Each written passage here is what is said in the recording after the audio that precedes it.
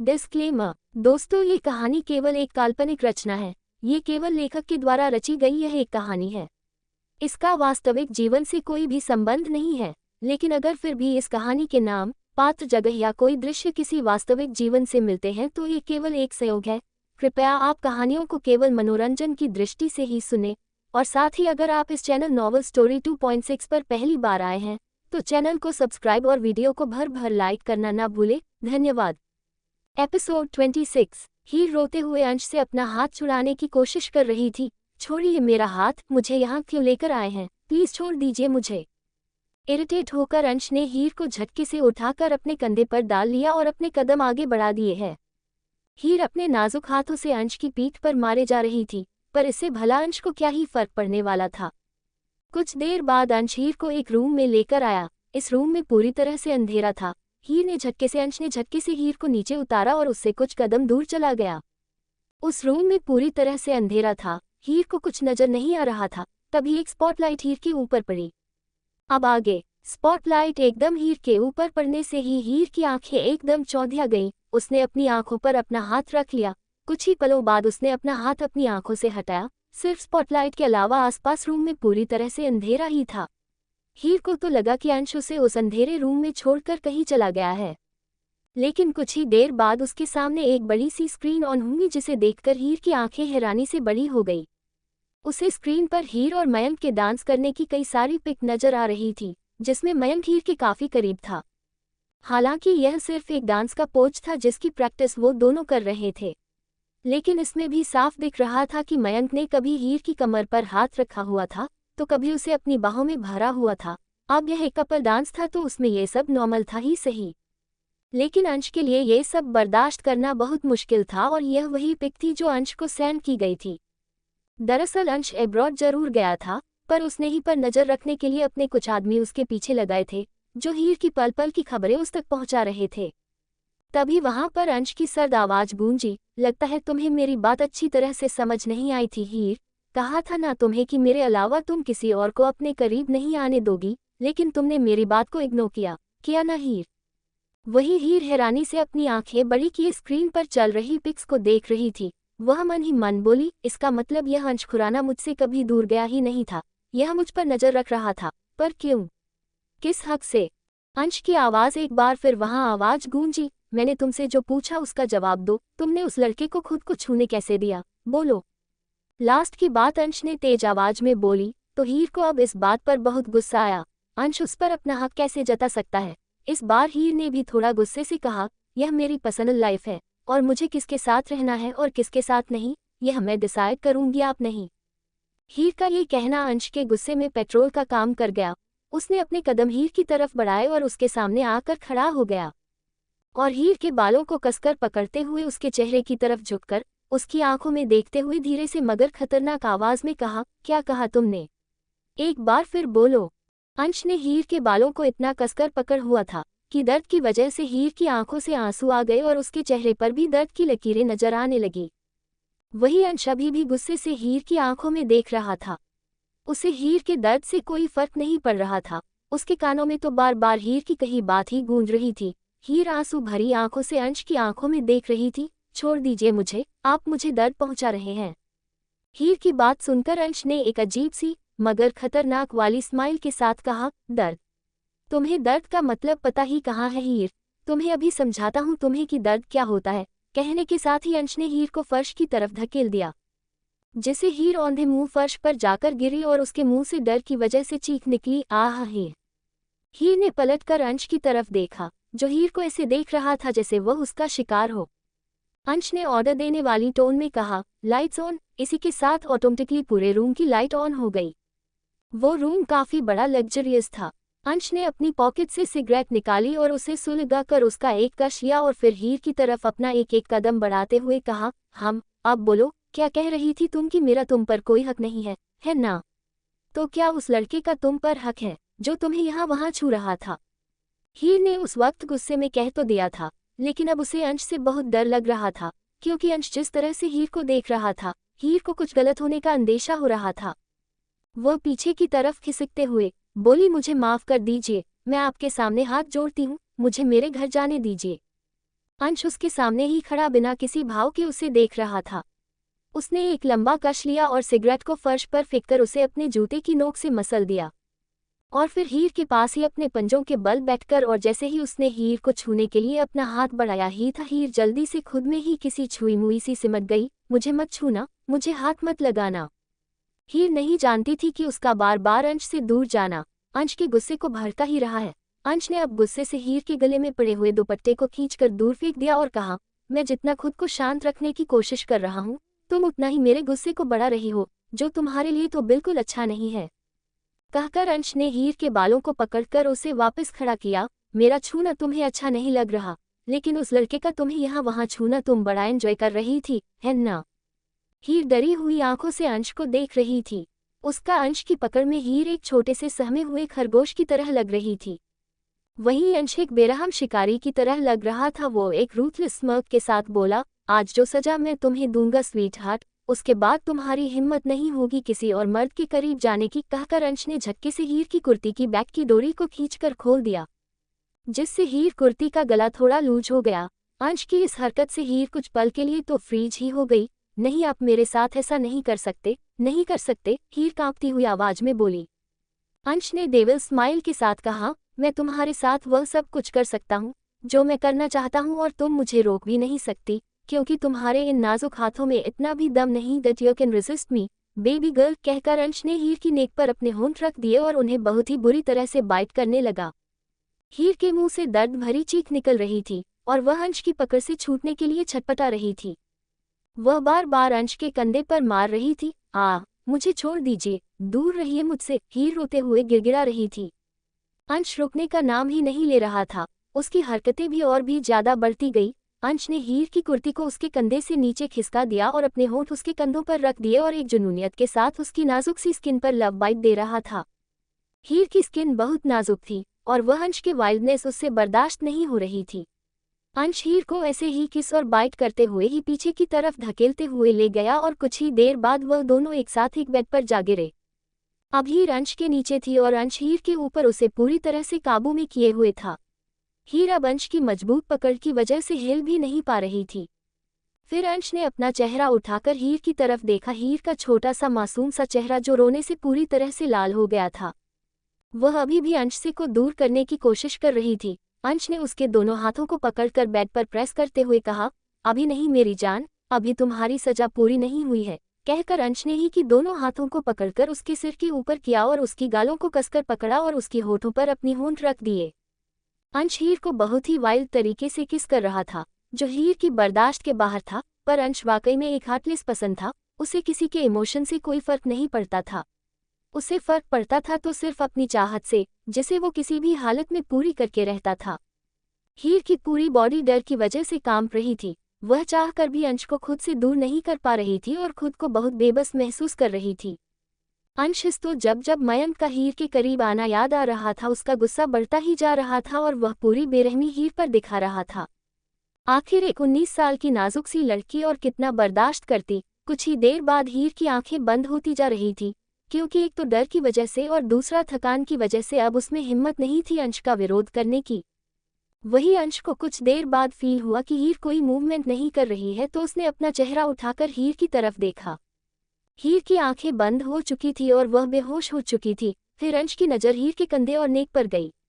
उसकी नाजुक से स्किन पर रेड मार्क साफ नजर आ रहे थे, पर उन्हें देखकर भी अंश के होंठों पर एक इविल स्माइल आ गई, क्योंकि वह बाइट मार्क्स उसके खुद के दिए हुए थे।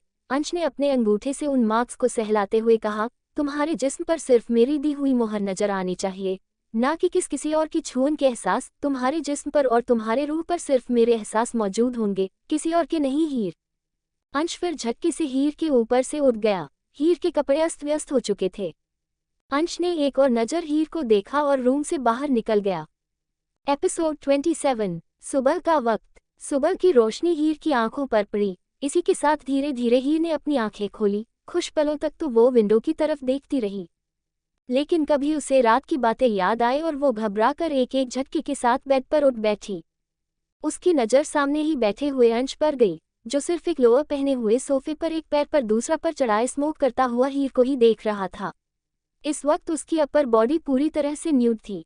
जिम में पसीना बहाकर बनाई हुई six pack abs muscular body साफ नजर आ रही थी, जो किसी भी लड़की को दीवाना बनाने के लिए काफी थी। सामने अंश को देखकर हीर की आंखों में खौफ उतर आया और फिर वह जल्दी से अपने कपड़ों की तरफ देखने लगी। अभी भी उसने वही कपड़े पहने हुए थे जो कल रात उसने पहने हुए थे, लेकिन हीर को मन में एक बात का डर सताने लगा कि कहीं अंश ने उसके साथ कुछ किया तो नहीं। सोचकर ही हीर की तो आत्मा ही कांपने लगी, क्योंकि हीर ऐसी लड़की नहीं थी जिसके लिए ये सब चीजें नॉर्मल थी। वह ऐसे परिवार में पली बड़ी थी जहां पर लड़की की इज्जत उसकी जान से भी ज्यादा बढ़कर होती है। वही अंश अभी भी एक्सप्रेशन लेस फेस के साथ हीर को ही देख रहा था। हीर ने जल्दी से ब्लैंकेट को अपने कंधे तक डाल लिया और अपनी नजरें अंश से चुराते हुए बोली, मैं पूरी रात यहाँ थी क्या? अंश ने उसकी बात का कोई जवाब नहीं दिया।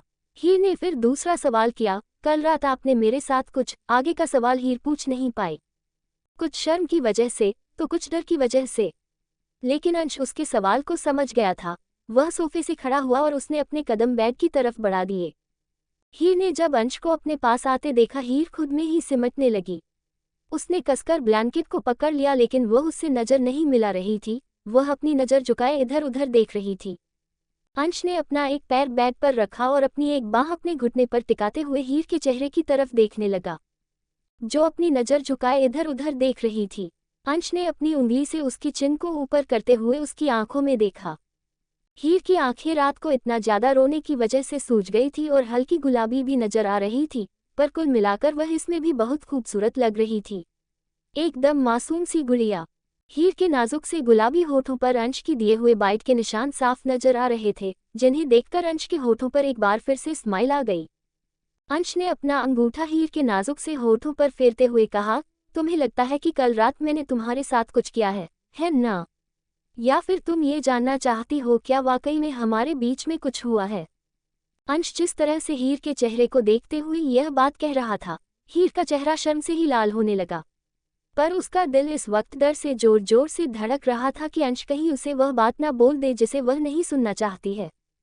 क्योंकि वो जितना अंश को जान पाई थी उस हिसाब से अंश के लिए ये सब करना कोई बड़ी बात नहीं थी, लेकिन हीर के लिए बहुत बड़ी बात थी।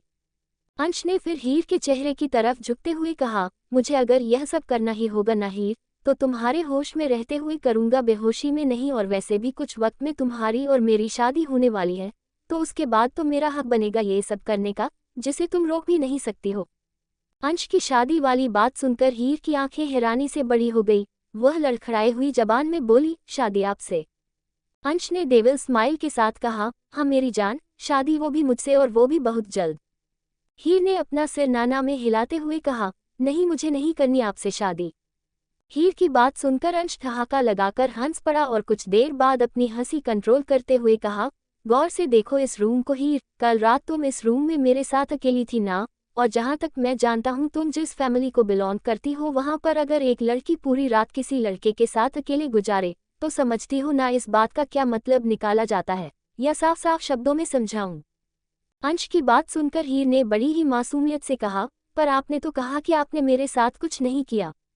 अंश ने कुछ पलों तक तो हीर को देखता ही रह गया, क्योंकि हीर इस वक्त बहुत ही ज्यादा मासूम नजर आ रही थी और उसकी मासूम आंखों में बसी हुई घबराहट उसे और भी ज्यादा इनोसेंट बना रहा था। उसने मन ही मन कहा, ये लड़की कितनी इनोसेंट है कि इस बात को समझ ही नहीं रही है।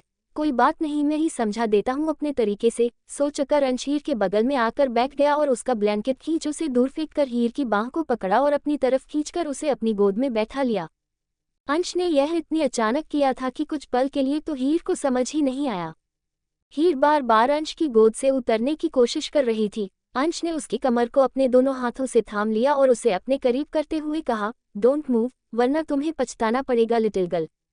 अंश की वार्निंग सुनकर हीर ने हिलना छोड़ दिया और अपना चेहरा झुकाए बैठ गई। अंश ने हीर के गालों को अपनी उंगलियों से सहलाते हुए कहा, हमारे बीच में कल रात को कुछ भी नहीं हुआ, ये बात तुम जानती हो हीर, और यह बात मैं भी जानता हूँ।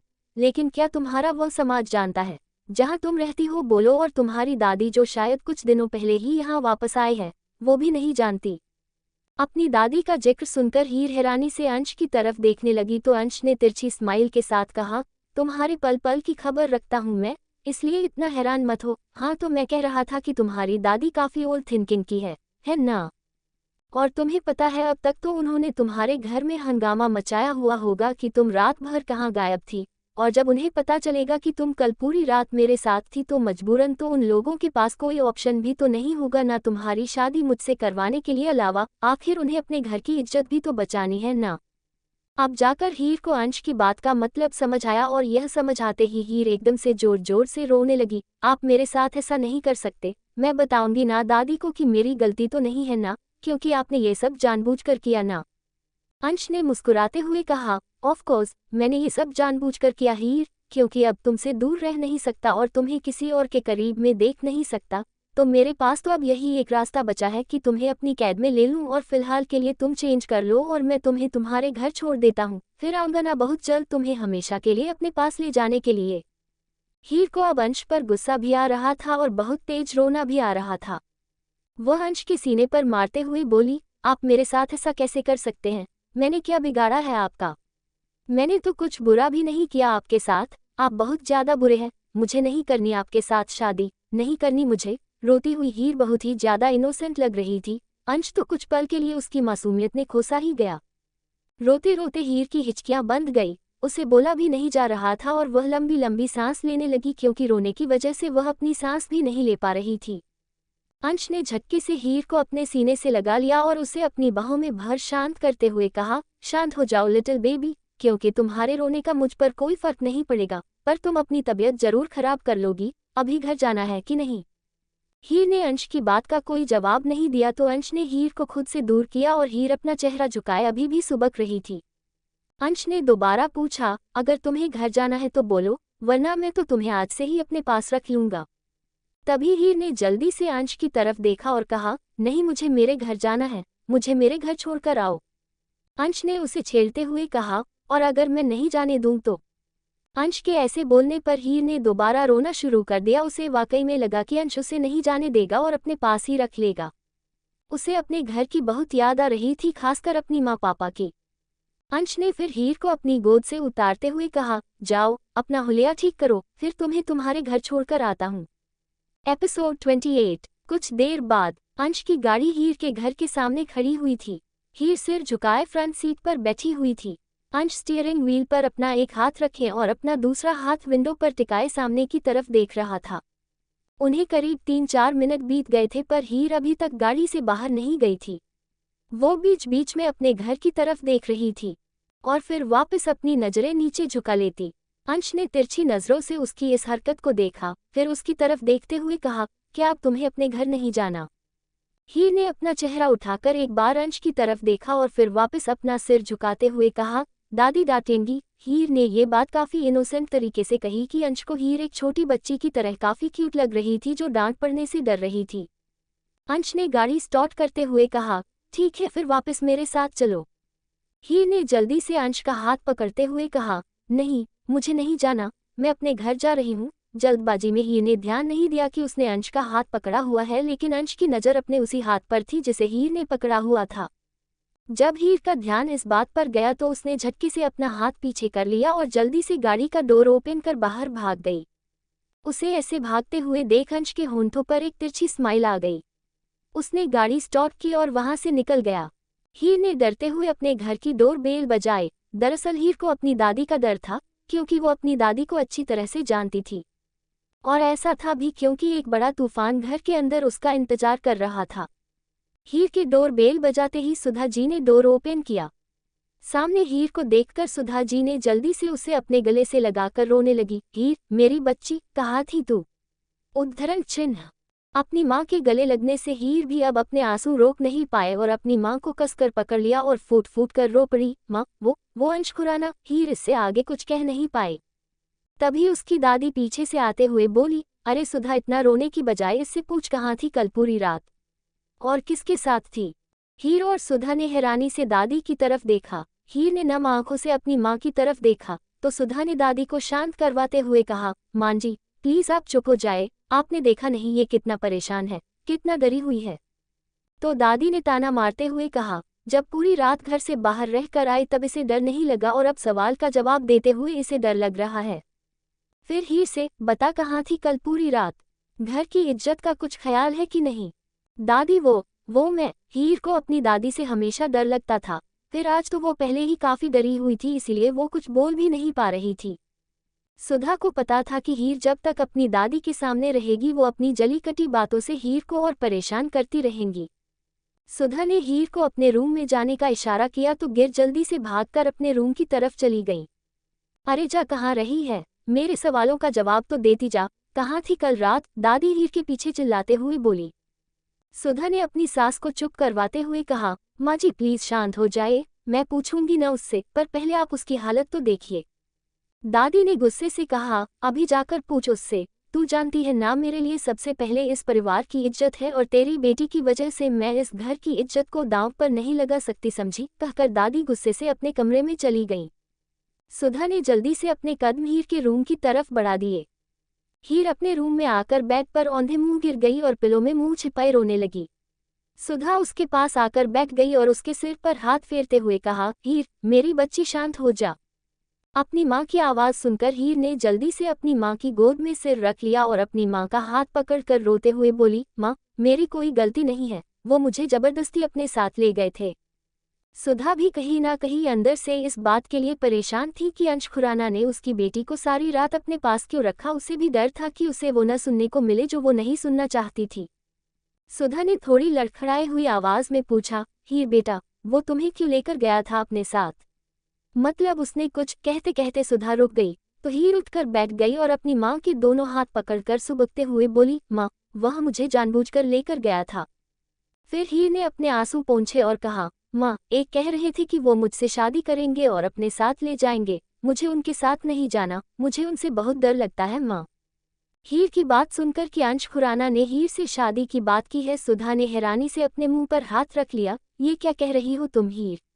वो तुमसे शादी करना चाहता है? हीर ने धीरे से अपना सिर हाँ में हिलाया और कहा, हाँ माँ, उन्होंने जानबूझकर रात भर मुझे वहाँ रखा ताकि आप लोगों को गलतफहमी हो और आप मेरी शादी उससे करने के लिए राजी हो जाए। उसने मेरे साथ कुछ नहीं किया। तभी सुधा का ध्यान हीर के गले पर गई जहां अंश के दिए बाइट के निशान साफ नजर आ रहे थे, जिसे देखकर सुधा कुछ पल के लिए तो फ्रीज ही हो गई। उसने एक बार फिर हीर से पूछा, हीर सच बोलना, वाकई में उसे तुम्हारे साथ कुछ नहीं किया ना? हीर ने सिसकते हुए कहा, माँ क्या आपको भी मेरी बात पर भरोसा नहीं है? क्या आप भी मुझे दादी की तरह गलत समझ रहे हैं? सुधा ने जल्दी से हीर को अपने गले से लगा लिया और कहा, नहीं मेरी बच्ची, मुझे तुझ पे और तेरी बात पर पूरा भरोसा है। फिर मन ही मन में आखिर ये अंश खुराना क्या खेल खेल रहा है? कुछ देर बाद नीचे हॉल में पूरी फैमिली इकट्ठी थी। हीर की दादी काफी गुस्से में नजर आ रही थी। सुधा जी और अजय जी के चेहरे पर इस वक्त परेशानी वाले भाव थे। ऋषु बेबस नजरों से अपनी बहन हीर को देख रहा था जो अपनी माँ के पीछे सहमी हुई सी अपना सिर झुकाए खड़ी हुई थी। दादी ने गुस्से से अजय जी की तरफ देखा और कहा, मैंने पहले ही कहा था अजय, बेटी का धन बहुत संभाल कर रखा जाता है, लेकिन तुम्हें मेरी बात कहाँ समझ आती है? पर माँ, अजय जी कुछ कहने ही वाले थे कि तभी दादी उसे डांटते हुए बोली, एक शब्द मत कहना अजय, अब मैं कहूंगी वो सुनो। फिर कुछ देर चुप कर कहा, मैं कल ही हरिशंकर प्रसाद के बेटे से हीर के रिश्ते बात पक्की कर रही हूँ और जल्द से जल्द शादी की तारीख भी पक्की कर दूंगी।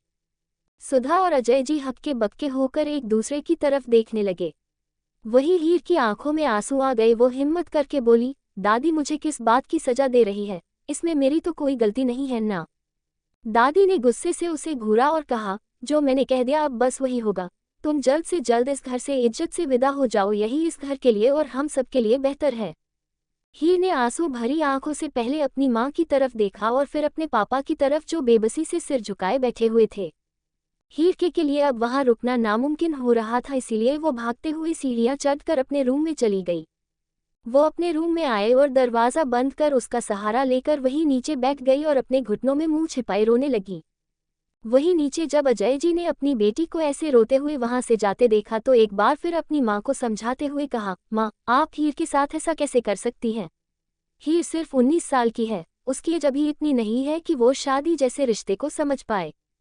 दादी ने मुंह बनाते हुए कहा, बस बस मुझे मत समझा अजय, तेरी बेटी को छोड़ने एक लड़का आया था, ये बात पूरे मोहल्ले में फैल चुकी है और तू जानता है ना कि लड़की का चरित्र एक शीशे की तरह होता है, जिस पर आए हल्की सी दरार की वजह से पूरा शीशा बेकार हो जाता है और लोगों की नज़रों के सामने उस शीशे की कोई अहमियत नहीं रह जाती। फिर कुछ देर चुप रहने के बाद, देखो मैं हीर की दुश्मन नहीं हूँ, वो मेरी भी पोती है और मैं उसका और इस घर का भला ही चाहूंगी। अगर लोगों को पता चला कि हीर कल पूरी रात उस लड़के के साथ रहकर आई है तो जो लोग पीठ पीछे बातें बना रहे हैं वही लोग हीर का इस समाज में जीना हराम कर देंगे। अब यह मेरा आखिरी फैसला है कि हीर को जल्द से जल्द शादी करके इस घर से विदा होना होगा, कहकर दादी सोफे से खड़ी हुई और अपने रूम की तरफ बढ़ गई। अजय जी और सुधा जी समझ गए थे कि अब वो खुद दादी की फैसले को नहीं बदल सकते और वैसे भी घर में आखिरी फैसला उन्हीं का होता था। रात का वक्त, खुराना मेंशन। अंश पूरा दिन घर नहीं आया था। वो लेट नाइट जब घर वापस आया तब तक सभी लोग सो चुके थे। वो अपने रूम का डोर ओपन कर रूम में आया। रूम में पूरा अंधेरा था। उसने उसके अंदर आते ही रूम की लाइट ऑन हो गई और सामने सोफे पर ही स्वर्णा जी बैठे हुए गुस्से और नाराजगी के मिले जुले भाव के साथ उसे देख रही थी। एपिसोड 29। मॉम, आप यहाँ। अंश ने अपनी जैकेट उतारते हुए सोफे पर रखा और अपनी माँ की तरफ देखते हुए पूछा तो स्वर्णा जी खड़े होते हुए बोली, अंश, जिस लड़की को तुम परेशान कर रहे हो, क्या वह लड़की हीर है? क्या हीर ही वो लड़की है? अपनी माँ की बात सुनकर अंश ने उनकी तरफ देखा और बिना कोई जवाब दिए अपनी नज़रें दूसरी तरफ फेर ली। तो स्वर्णा जी उसके सामने आकर खड़ी हो गई और थोड़ा सख्ती से पूछा, मैंने जो पूछा उसका जवाब दो। क्या वह लड़की हीर ही है जिसकी वजह से तुमने अपनी शादी तक कैंसिल कर दी? अंश ने अपनी माँ की तरफ देखा। वो समझ गया कि उसकी माँ उससे जवाब सुने बगैर मानेगी नहीं और कहा, हाँ मॉम, वो हीर है। अंश की बात सुनकर स्वर्णा जी के चेहरे पर जो पहले सख्ती वाले भाव थे वह हैरानी में बदल गए। उसने हैरानी से पूछा, अंश, तुम्हारा दिमाग खराब है क्या? She is only a 19-year-old girl, तुम उसके साथ ऐसा कैसे कर सकते हो? वो हमारी सिम्मी के बराबर है। कहकर स्वर्णा जी अपना सिर पकड़कर सोफे पर बैठते हुए बोली, उस दिन भी अजय जी जब घर आए थे तब मुझे पता नहीं था कि उनकी बेटी हीर है, हमारी सिम्मी की दोस्त। अंश ने कुछ देर तक तो अपनी माँ की बातों का कोई जवाब नहीं दिया। फिर कुछ देर बाद चुप्पी तोड़ते हुए कहा, मॉम, आप चाहती है ना कि मैं शादी कर लूँ? तो ठीक है, मैं हीर से शादी करने वाला हूँ। अंश की बात सुनकर स्वर्णा जी चौंकते हुए एक बार फिर खड़ी हुई। What are you mad? Ansh, तुम जानते भी हो तुम क्या कह रहे हो? क्या तुम्हें उस लड़की की एज लगती है कि वो अभी शादी करने लायक है? अंश ने अपनी दोनों पॉकेट में अपने हाथ डाले और एक्सप्रेशन लेस फेस के साथ कहा, वो सब मैं कुछ नहीं जानता। या तो हीर वरना कोई और नहीं। अब फैसला आपके हाथ में है कि या तो मेरी शादी हीर से होगी वरना सारी जिंदगी आप मुझे शादी के लिए मत कहना। स्वर्णा जी हैरानी से अंश के चेहरे को देख रही थी। अंश, मेरी बात समझने की कोशिश करो बेटा। मुझे मालूम है तुम बचपन से बहुत जिद्दी रहे हो और जिस चीज को तुमने एक बार पाने की ठान ली उसे तुम पाकर ही रहे, लेकिन वह लड़की चीज नहीं है, वो एक इंसान है, जीती जागती इंसान, और उसकी मर्जी के बिना तुम उससे शादी नहीं कर सकते। अंश ने कहा, मुझे फर्क नहीं पड़ता किसी की भी मर्जी से। मैंने अपना डिसीजन आपको बता दिया, या तो मेरी लाइफ में हीर होगी वरना कोई और नहीं होगा। Is that clear? अंश बिना स्वर्णा जी की बात सुने वॉशरूम की तरफ बढ़ गया। स्वर्णा जी ने अपना सिर ना में हिलाते हुए कहा, ये तुम अच्छा नहीं कर रहे हो अंश, पर मैं ऐसा होने नहीं दूंगी। हीर भी मेरी सिम्मी की तरह ही है और मैं किसी लड़की के साथ तुम्हें जोर जबरदस्ती नहीं करने दूंगी, कहकर स्वर्णा जी रूम से बाहर निकल गई। हीर के घर में अभी भी काफी टेंशन भरा माहौल बना हुआ था। दादी पूरी तरह से अपनी फैसले पर अड़ी हुई थी। हालांकि अजय जी और सुधा जी ने उन्हें कई बार समझाने की कोशिश की, लेकिन दादी ने साफ मना कर दिया कि वो अपना फैसला नहीं बदलेंगी और उन्होंने जो फैसला लिया है वह उस पर अमल जरूर करेगी। वही सुधा और अजय जी के रूम में दोनों ही परेशान से सोफे पर बैठे हुए थे। अजय जी ने जो कुछ देर से काफी गहरी सोच में थे, उन्होंने सुधा जी से कहा, सुधा, मुझे लगता है कि हमें माँ की बात मान लेनी चाहिए। सुधा ने चौंकते हुए कहा, यह आप क्या कह रहे हैं कि हम अपनी हीर की शादी कर दे? हीर की अभी उम्र है क्या शादी करने की? वो अभी बच्ची है। तो अजय जी ने थकी हुई सी आवाज में कहा, मैं समझता हूँ सुधा, लेकिन हीर इस वक्त जिस बड़ी मुसीबत में फंसी हुई है उसे उसमें से बाहर निकालने का मुझे सिर्फ यही एक रास्ता सही लगता है। तुम जानती हो ना कि अंश खुराना कितना खतरनाक है।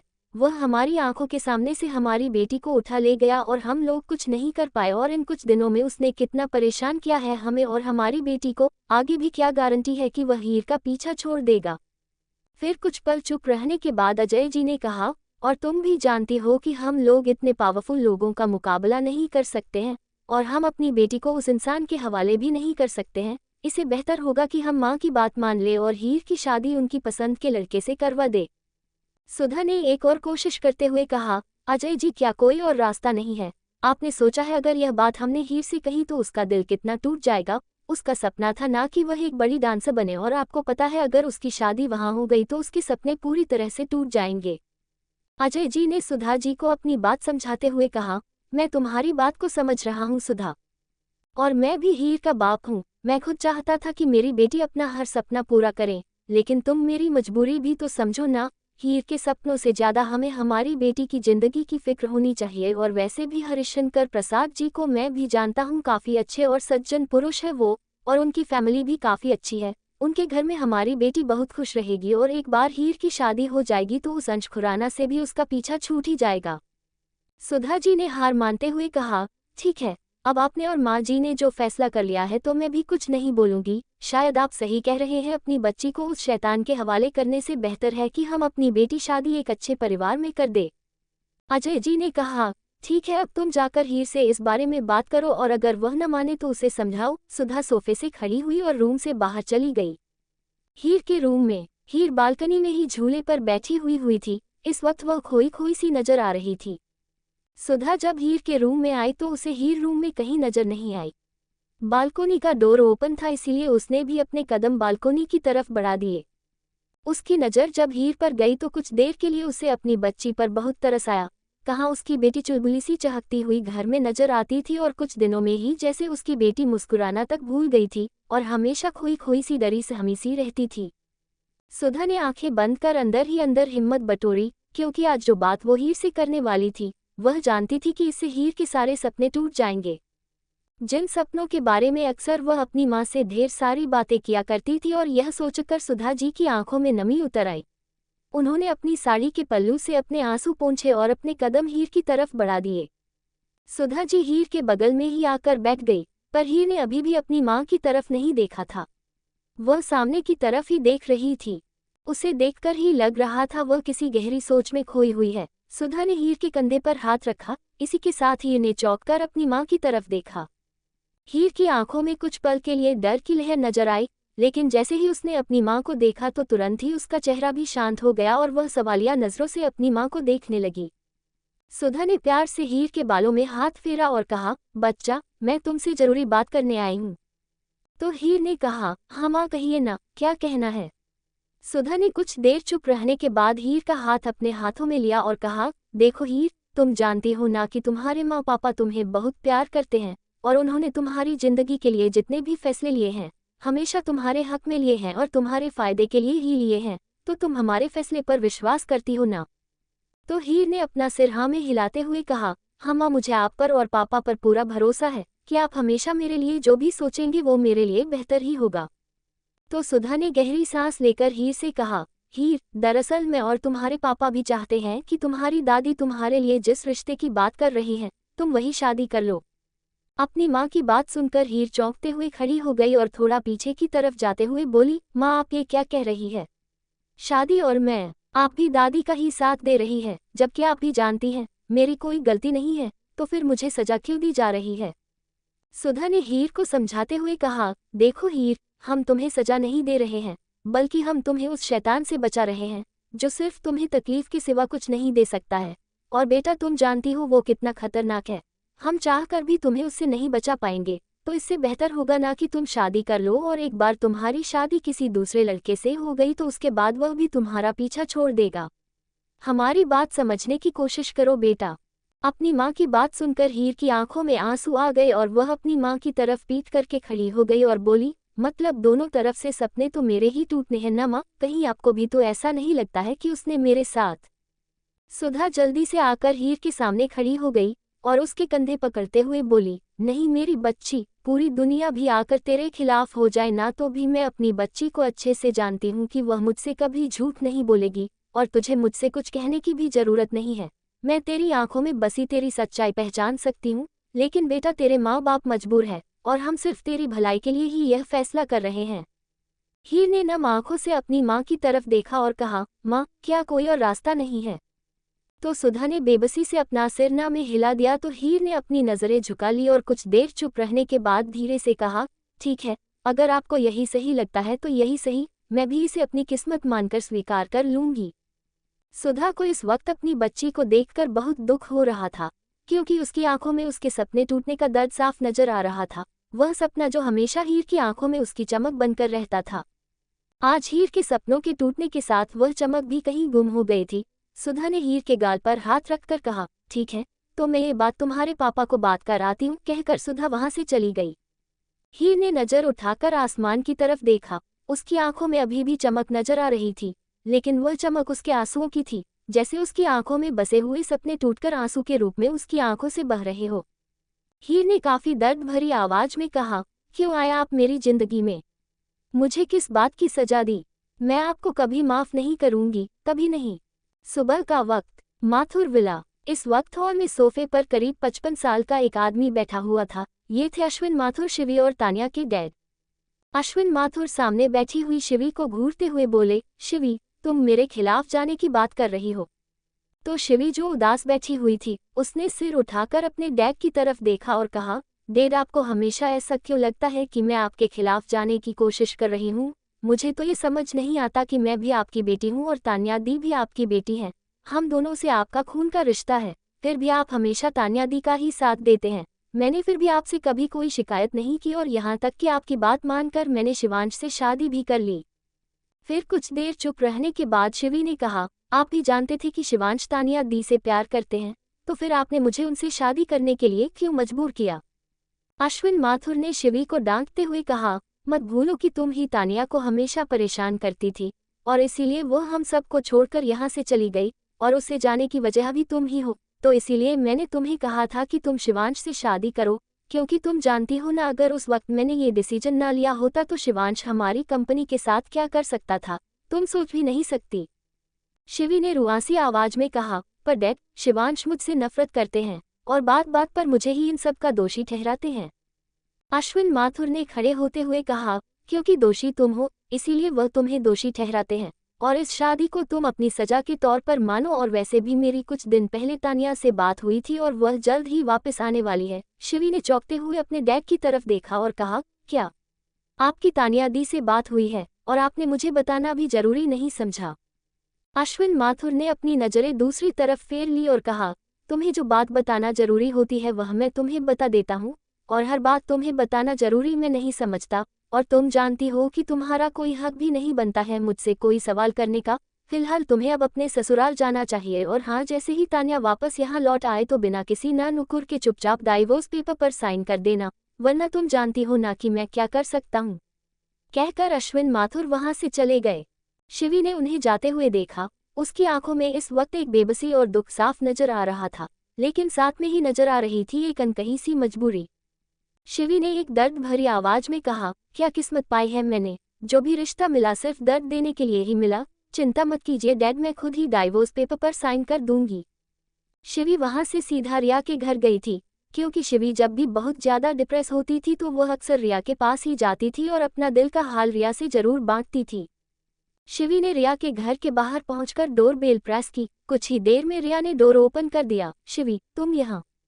शिवी ने उसकी बात का जवाब दिए बिना ही अंदर की तरफ अपने कदम बढ़ा दिए, लेकिन तभी उसकी नज़र हॉल में ही बैठे हुए निखिल पर गई। निखिल को देखकर शिवी कुछ पल के लिए तो हैरान ही रह गई, लेकिन फिर उसके फेस पर स्माइल आ गई। वहीं निखिल चौंकते हुए खड़ा हुआ है। वाह शिवी, व्हाट ए सरप्राइज यार, कहकर आगे बढ़कर निखिल ने शिवी को हक कर लिया। शिवी ने भी मुस्कुराते हुए कहा, मेरे लिए भी बहुत बड़ा सरप्राइज है निखिल। तो निखिल उससे थोड़ा दूर हुआ और कहा, सरप्राइज तो बाद में होगा, पहले तो मैं तुमसे बहुत नाराज हूँ। उस दिन खुद ने प्लानिंग बनाई और खुद ही नहीं आई मिलने। निखिल की बात सुनकर शिवी को याद आ गया कैसे उस दिन शिवांश ने उसके साथ काफी बुरा बिहेव किया था। शिवी के फेस के एक्सप्रेशन निखिल और रिया ने भी नोटिस किए थे, लेकिन शिवी ने तुरंत ही एक फीकी सी स्माइल के साथ कहा, नहीं निखिल, मैं उस वक्त आने वाली थी, लेकिन अचानक की एक जरूरी काम आ गया इसलिए मैं नहीं आ पाए और तुम्हें इन्फॉर्म भी नहीं कर पाए, सॉरी यार।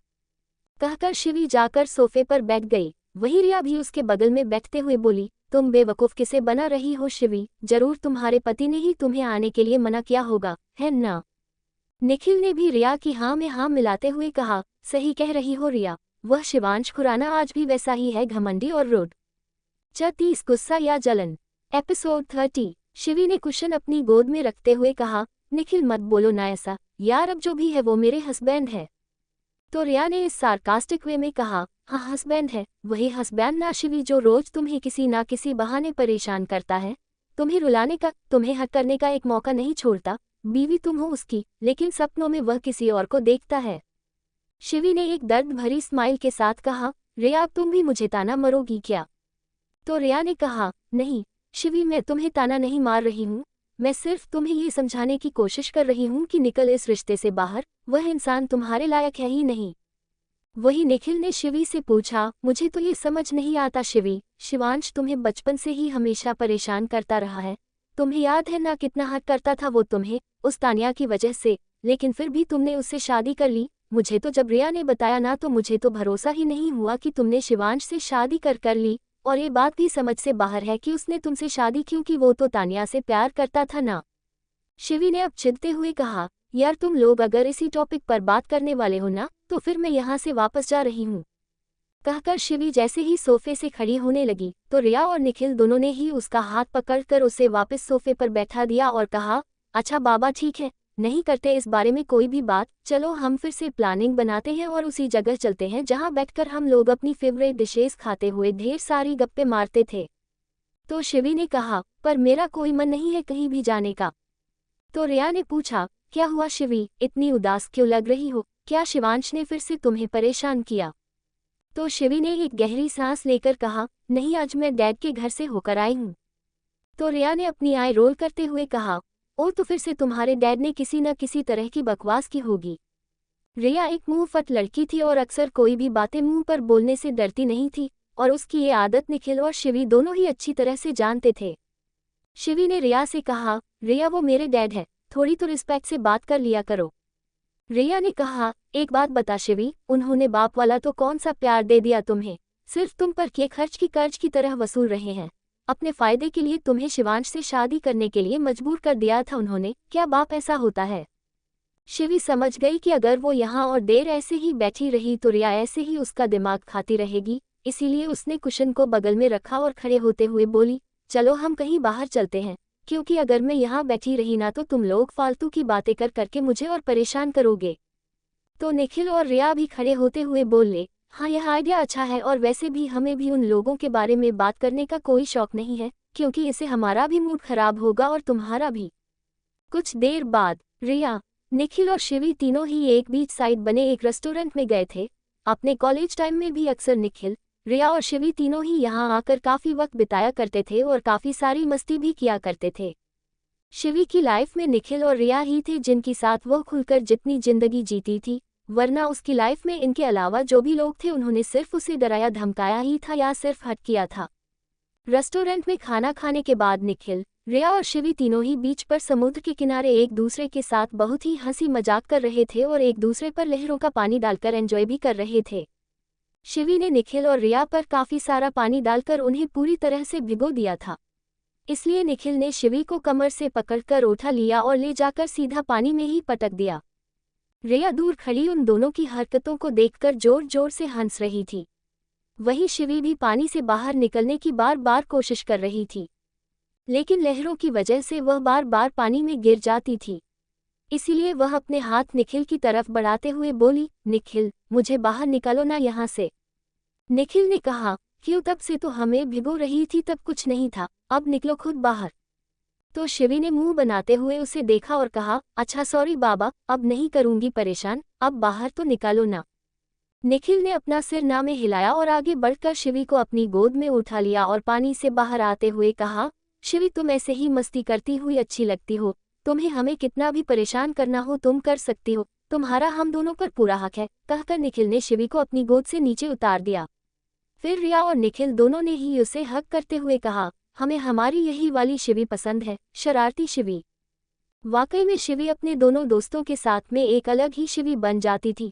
चुलबुली शरारती शिवी और शिवी का ये साइड सिर्फ उन दोनों ने ही देखा था, और जब वो तीनों एब्रॉड में थी उसे वक्त भी शिवी, रिया और निखिल दोनों के साथ अपनी लाइफ पूरी तरह से एंजॉय करती थी। वहां पर उसे किसी का भी डर नहीं था, न ही वहां उसे कोई भी परेशान करने वाला था।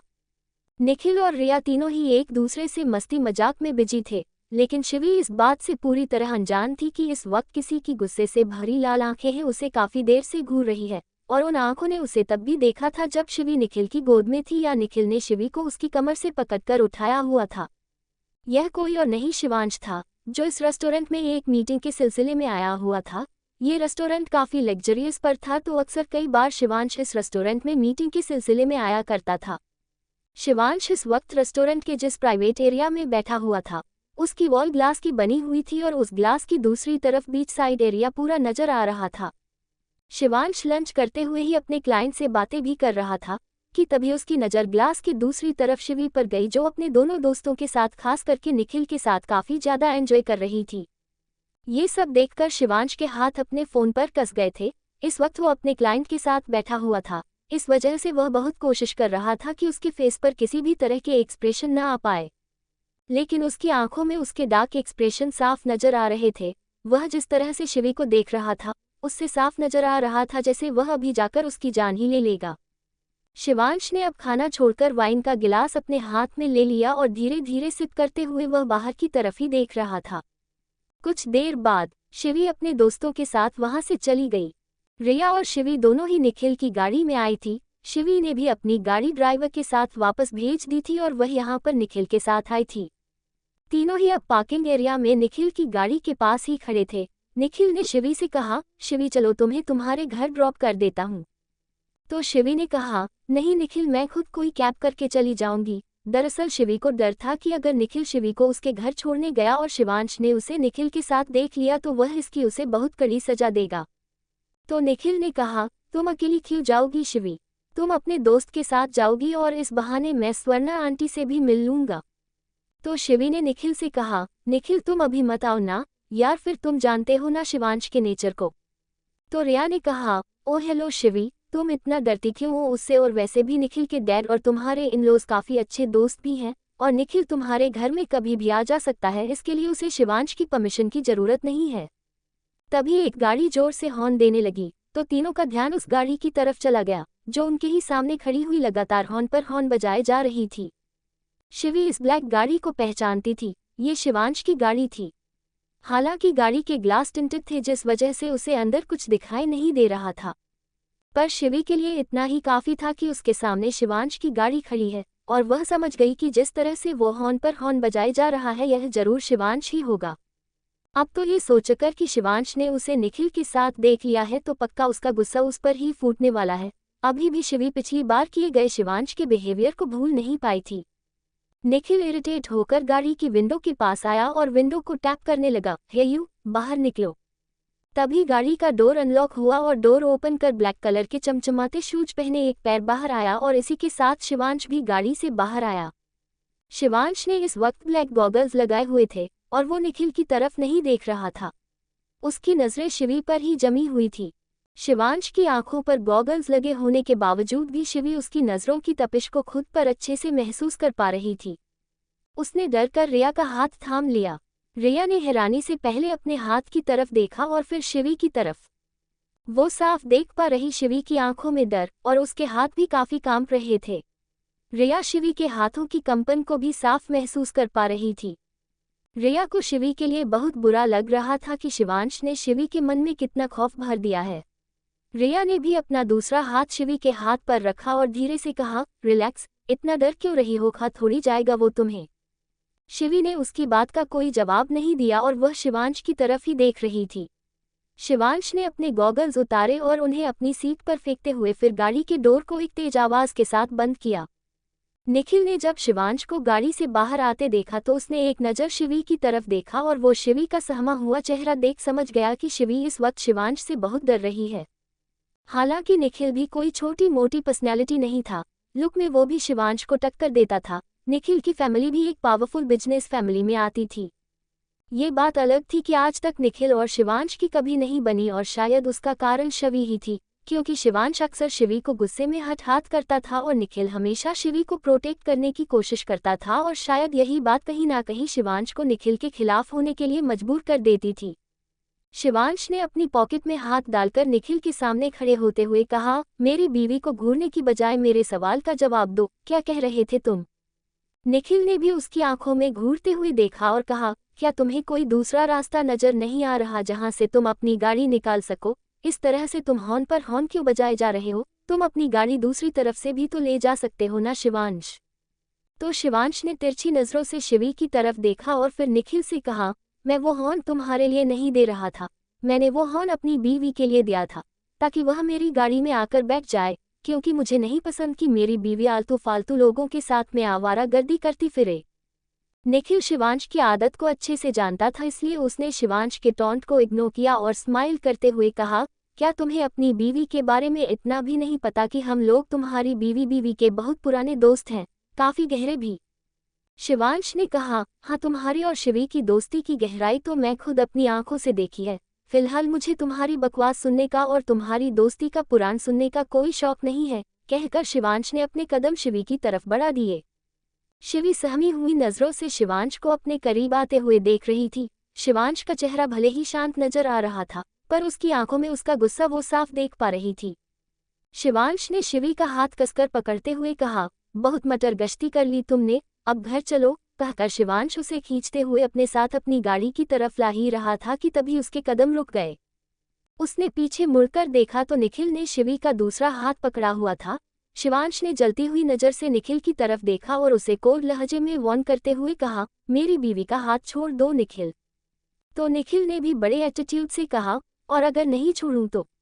वो तुम्हारी बीवी है, कोई चीज़ नहीं जिसे तुम ऐसे खींच कर ले जा रहे हो, और उससे पूछते तो सही कि वो तुम्हारे साथ जाना भी चाहती है कि नहीं।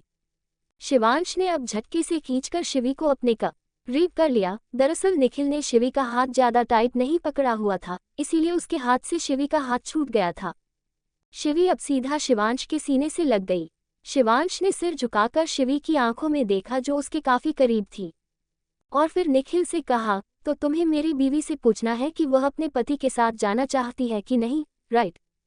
फिर शिवांश ने शिव की तरफ देखते हुए ही अपने एक एक वर्ड पर जोर देते हुए कहा, हाँ तो बीवी, क्या तुम मेरे साथ, मतलब अपने पति के साथ जाना पसंद करोगी, या अभी तुम्हें और आवारागर्दी करनी है?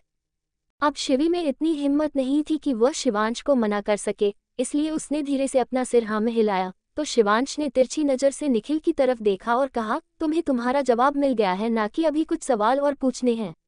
लेकिन अगर पूछने हो तो एक बात मैं तुम्हें बता दूं कि मुझे तुम्हारे सवाल को आंसर करने में कोई इंटरेस्ट नहीं है, कहकर शिवांश ने फ्रंट सीट का डोर ओपन किया और शिवी को लगभग अंदर धकेल ही दिया और खुद ड्राइविंग सीट पर आकर बैठ गया।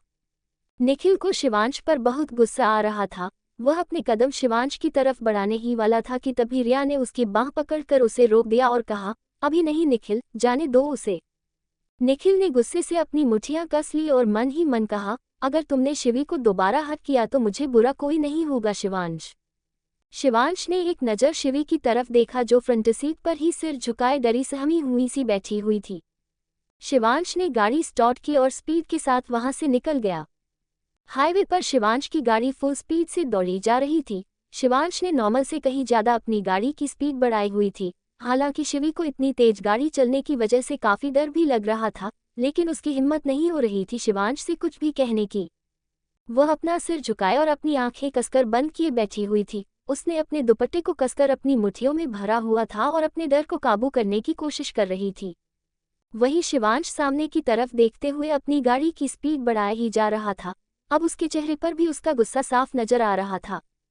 तभी शिवांश ने एक सुनसान जगह पर झटके से गाड़ी रोक दी। शिवी ने इस वक्त सीट बेल्ट नहीं लगाई हुई थी, इसीलिए झटके से गाड़ी रोकने की वजह से वह जैसे ही गाड़ी के डैशबोर्ड से टकराने वाली थी, तभी शिवांश ने अपनी बांह आगे कर दी और शिवी का सिर डैशबोर्ड से टकराने की बजाय सीधा शिवांश की मजबूत बांह से जा टकराया।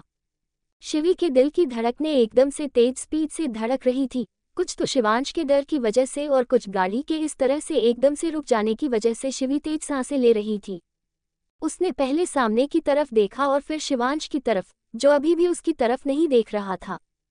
कुछ मिनट तक गाड़ी में पूरी तरह से शांति छाई हुई थी, पर यह शांति सुकून पहुंचाने वाली नहीं बल्कि मन को डराने वाली थी। शिवी डर की वजह से गाड़ी के दरवाजे से चिपकती ही जा रही थी। तभी शिवांश ने अपनी गुस्से से भरी नजरों से शिवी की तरफ देखा। शिवी की हिम्मत नहीं हो रही थी शिवांश की तरफ देखने की। उसने अभी भी अपनी नजरें नीचे की हुई थी और डर से वह इधर उधर देख रही थी। शिवांश ने शिवी की बांह पकड़ झटके से उसे अपनी तरफ खींचा, तो शिवी डर और हैरानी से आंखें बड़ी किए शिवांश की आंखों में देखने लगी। इस वक्त उसका चेहरा शिवांश के चेहरे के बहुत करीब था और उसकी मासूम सी आंखों में बसा हुआ डर उसे बहुत भी ज्यादा इनोसेंट बना रहा था। पर शिवांश पर इस वक्त बहुत ज्यादा गुस्सा हावी था। उसे भी समझ नहीं आ रहा था कि आखिर निखिल के साथ शिवी को देखकर उसे इतना गुस्सा क्यों आ रहा है। क्या वो शिवी पर अपना हक समझने लगा है? पर फिलहाल के लिए शिवांश इन बातों को नहीं समझना चाहता था। उसे तो बार बार निखिल और शिवी का करीब आना ही याद आ रहा था और यह बात पता नहीं उसे क्यों बर्दाश्त नहीं हो रही थी। तो दोस्तों, आखिर कहानी में आगे क्या होगा, यह जानने के लिए इस स्टोरी को सुनते रहिए सिर्फ और सिर्फ novel_story_2.6 चैनल पर। और अगर कहानी आप सभी को पसंद आए तो वीडियो को लाइक, कमेंट और शेयर जरूर करें। धन्यवाद।